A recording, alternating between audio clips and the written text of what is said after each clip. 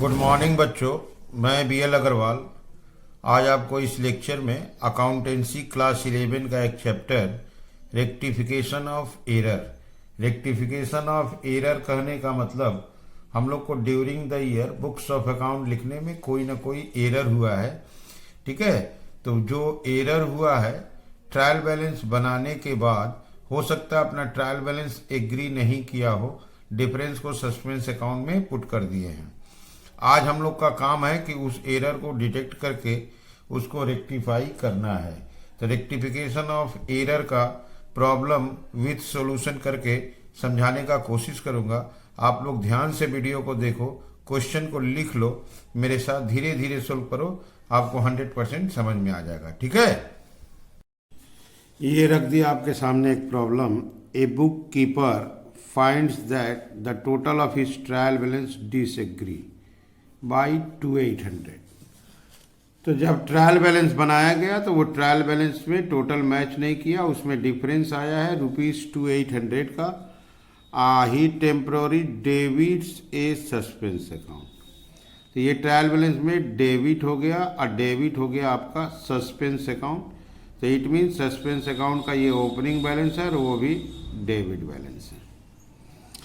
Examination of the books के बाद कुछ एरर मिला है, दैट एरर्स आर डिस्कवर्ड। आपको ये 8 एरर मिला है, इनको रेक्टिफाई करना है, एंट्री करना है। देखिए यहाँ लिखा हुआ है पास रेक्टिफाइंग एंट्रीज, और फिर सस्पेंस अकाउंट बना के उसको क्लोज करना है। तो ये हो गया रेक्टिफिकेशन ऑफ एरर्स। इसमें रिक्वायरमेंट है journal entry and suspense account. 1 number error को देखिए, purchase return book posted twice. Purchase return आपका क्रेडिट होता है, इसमें हम लोग 2 बार लिख दिए, तो 1 बार रॉन्ग है तो हम लोग परचेज रिटर्न को डेबिट कर देंगे। परचेज रिटर्न क्रेडिट नेचर का है, उसमें 2 बार पोस्टिंग हो गया क्रेडिट में, तो 1 बार डेबिट करके रेक्टिफाई कर देंगे। Entry will be purchase return to suspense, amount होगा 710। 2 नंबर देखिए, goods costing 800 were distributed as free sample. Free sample debit होता है, एक्सपेंस है, एडवर्टीजमेंट के जैसा है, लिखा है no entry was passed in the books. ये एरर ऑफ ओमिशन है, 100% ओमिशन है, रिकॉर्ड करना भूल गया है, तो इसका हम लोग रिकॉर्डिंग कर देंगे एडवर्टीजमेंट अकाउंट डेबिट, या आप बोल सकते हो free sample account debit to purchase. Clear. यहाँ देखिए मशीनरी परचेज किया है 5600 का, credit was recorded in purchase book. जब मशीन खरीदेंगे तो मशीन को हम लोग डेबिट करेंगे, और वो डेबिट कर दिया है परचेज को, गलत हो गया तो परचेज को क्रेडिट करेंगे, प्लस रुपया भी देखिए गलत है, तो यहाँ पे 900 सस्पेंस आ जाएगा। सस्पेंस डिफरेंस मनी 900 आ जाएगा। तो यहाँ पर हम लोग एंट्री करेंगे machinery debit 5600, suspense debit 900 to purchase 6500। इससे हमारा मशीन भी ठीक हो जाएगा, परचेज भी। Okay. Cash sales to Ram Lal 1200 रुपया recorded in cash book. Cash sale किए हैं तो कैश बुक का 2 में रिकॉर्ड होगा, 2 सेल्स के नाम से, as well as sales book. दोनों जगह मिस्टेक हुआ, कैश बुक में लिखे ये तो करेक्ट था, और सेल्स बुक में लिख के गलती कर दिए। And were posted from both, दोनों से पोस्टिंग हुआ, तो हम बोल सकते हैं सेल्स बुक में लिखना गलत हो गया है, तो एंट्री कर देंगे sales account debit to Ramlal. Cash sale है, कैश बुक में लिखा गया, पोस्टिंग किया गया, यहाँ ठीक है, लेकिन वो सेल्स बुक में लिख के गलत किया और वहाँ से पोस्टिंग भी कर दिया है डेटर में, तो यहाँ पर एंट्री कर देंगे sales account debit to Ramlal. एक एंट्री ज़्यादा हो गया, उसको कैंसिल कर देंगे। क्लोजिंग स्टॉक ओवर वैल्यूड 1500, इसका कोई एंट्री नहीं होगा क्योंकि क्लोजिंग स्टॉक ट्रायल का आइटम नहीं है, क्लोजिंग स्टॉक ट्रायल के आउटसाइड होता है, तो जहाँ पे क्लोजिंग स्टॉक होगा वहीं पे माइनस कर दिया जाएगा, तो उसके लिए हमको कोई एंट्री करने का ज़रूरत नहीं है। Reason because closing stock is not an item of trial balance. ठीक है। Sales return book debit balance nature का आइटम है। सेल्स रिटर्न डेबिट होता है। वाज अनटोटल्ड दो पर्सनल अकाउंट वाज पोस्टेड 1580। इसका मतलब सेल्स रिटर्न में लिखना बाकी रह गया, और जबकि पर्सनल अकाउंट में हम लोग पोस्टिंग कर दिए, डेटर में लिख चुके हैं, तो सेल्स रिटर्न में लिखना होगा sales return debit to suspense. यहाँ लिख रहा है no entry made in the cash book for insurance premium directly paid by bank 700 and interest charge on overdraft. इसका एंट्री नहीं हुआ है कैश बुक में, तो इसका एंट्री करना होगा insurance premium to bank, interest on overdraft to bank. तो इसका एंट्री करना होगा। ये ओमिशन है, 100% ओमिशन है, अनरिकॉर्डेड ट्रांजेक्शन है। अनरिकॉर्डेड ट्रांजेक्शन होने से जस्ट उसको रिकॉर्ड कर देना है। Clear? A sum of ₹200 for drawings on credit side of cash book was not posted to drawing account. अगर प्रोप्राइटर बिजनेस से पैसा विड्रीव करता है तो कैश बुक का बाई में लिखते हैं drawings, that is credit side में लिखा हुआ है ड्राइंग्स, और ड्राइंग्स अकाउंट में इसका पोस्टिंग नहीं हुआ है। एरर ऑफ ओमिशन है लेकिन पार्शियल है, सिर्फ ड्राइंग अकाउंट में पोस्टिंग करना है drawing account debit to suspense. तो ऐसे करके हमको सारा एंट्री करना होगा, उसके बाद आपको सस्पेंस अकाउंट बनाना होगा। चलिए इसको सोल्व करके देखते हैं। ठीक है, ये रख दिया आपके सामने format in the books of journal. आप 1 नंबर एरर को देखो। परचेज रिटर्न 710 रुपया पोस्टेड ट्वाइस। इसका मतलब परचेज रिटर्न ज़्यादा है, परचेज रिटर्न को कम करना पड़ेगा तो डेबिट कर देंगे। Purchase return account debit to suspense account 710 रुपया। Being purchase return wrongly posted twice, now rectified। Purchase return में पोस्टिंग 2 बार हो गया था।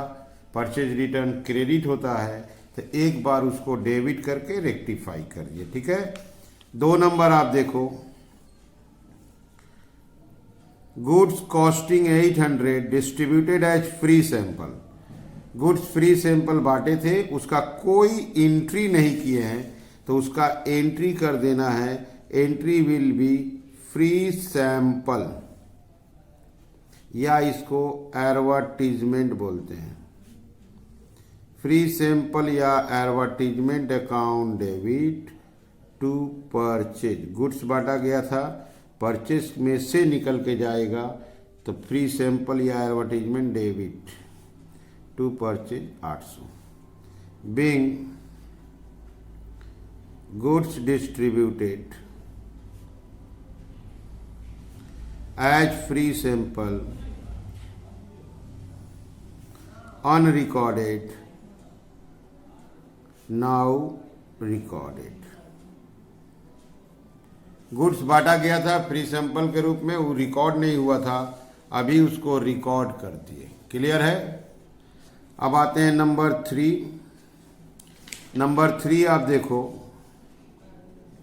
परचेज किए थे मशीनरी 5600 का।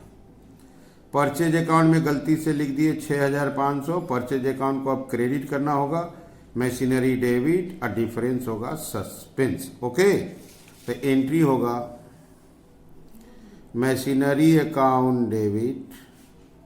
मशीन खरीदे थे इसलिए मशीनरी डेबिट 5600। अमाउंट मिलाने के लिए suspense account debit 900 to purchase account.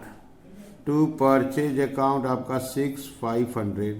Being purchase of machinery, being purchase of machinery wrongly included in purchase, now rectified। परचेज किए थे मशीन का, गलती से परचेज में लिखे थे, आज उसको रेक्टिफाई कर दिए। मशीन टू परचेज, डिफरेंस आपका सस्पेंस में आ गया। क्लियर है? नंबर 4 देखो आप। कैश सेल किए थे 1200 रुपया, कैश बुक में लिखे थे और साथ का साथ सेल्स बुक में लिख दिए थे। सेल्स बुक में क्रेडिट सेल रिकॉर्ड होता है, जबकि गलती से रिकॉर्ड हो गया और दोनों जगह से पोस्टिंग हुआ है, तो एक जगह गलत है, उसको रेक्टिफाई कर देते हैं। Sales account debit to Ramlal account, 2 बार एंट्री हुआ था, सेल बुक वाला एंट्री गलत था, उल्टा करके रेक्टिफाई कर दिया। Being cash cell wrongly recorded in sales book, now rectified। तो कैश बुक में कैश सेल का रिकॉर्डिंग ठीक हुआ है, सेल्स बुक में लिखना गलती हो गया, एंट्री रिवर्स करके कैंसिल कर दिए। ठीक है। नंबर 5 देखिए आप, क्लोजिंग स्टॉक ओवर वैल्यूड है। क्लोजिंग स्टॉक ट्रायल का आइटम ही नहीं है, तो इसके लिए कोई एंट्री नहीं करेंगे। No entry required for wrong valuation of closing stock because it is not an item of trial balance. ठीक है, इसके लिए एंट्री का जरूरत नहीं है, क्योंकि वो ट्रायल का आइटम नहीं है, ट्रायल के बाहर रहता है, बाहर का बाहर ही उसको कम कर दिया जाएगा। नंबर 6 देखिए, सेल्स रिटर्न अनटोटल्ड है। 1580 रुपया सेल्स रिटर्न में टोटल करना भूल गए, जबकि आप देखोगे तो पर्सनल अकाउंट में पोस्टेड हो गया है। Personal account that is debtor में मिस्टेक नहीं है, सेल्स रिटर्न में मिस्टेक है। सेल्स रिटर्न डेबिट होता है। Sales return account debit to suspense account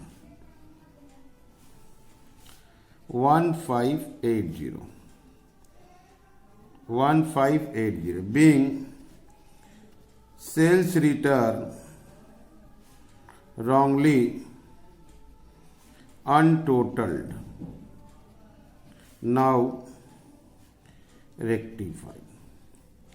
हमारा सेल्स रिटर्न गलत था, अब सेल्स रिटर्न को हम लोग ठीक कर दिए। सेल्स रिटर्न डेबिट बैलेंस होता है, तो उसको डेबिट करके रेक्टिफाई कर दिया। नंबर 7 देखिए, no entry has been made in the cash book for insurance premium and interest charge by bank directly. ये हमारा अमेंडेड कैश बुक वाला ट्रांजेक्शन हो गया। Insurance premium account debit, interest on overdraft account debit to bank. Entry नहीं किया गया था, unrecorded है, नॉर्मल ढंग से इसका एंट्री कर दिए। 700 320 1020 being insurance premium and interest on overdraft unrecorded, now recorded। and last number 8, 200 रुपया ड्राइंग था, कैशबुक में एंट्री है, ड्राइंग में उसका पोस्टिंग नहीं है, ड्राइंग डेबिट होता है। Drawing account debit 200 to suspense account 200 being cash withdrawn by proprietor not posted to drawing account, now rectified. Clear? तो ऐसे करके एवरी रीजन्स को, एवरी एरर्स को रीड किया गया और उस एरर्स को रेक्टिफिकेशन का एक एक एंट्री कर दिए। आप देख लो यहाँ से 1-8 सारा एंट्री आपके सामने है। इसके बाद हमको सस्पेंस अकाउंट बनाना है, तो सस्पेंस अकाउंट बनाने के लिए उसका बैलेंस जानना होगा। 2800 रुपया डेबिट बैलेंस, और ये जो एंट्री हुआ है इसको सस्पेंस में लाना होगा। ये वाला 1 नंबर सस्पेंस क्रेडिट है, बाई में जाएगा। 2 नंबर नहीं आएगा। 3 नंबर देखिए सस्पेंस डेबिट है, 2 में आएगा 900 रुपया। 4 नहीं होगा, सस्पेंस का नाम नहीं है। 5 तो एंट्री नहीं था। 6 आएगा, बाई में सस्पेंस क्रेडिट है आपका। नंबर 7 भी नहीं आएगा, सस्पेंस का नाम नहीं है। नंबर 8 भी बाई में आएगा।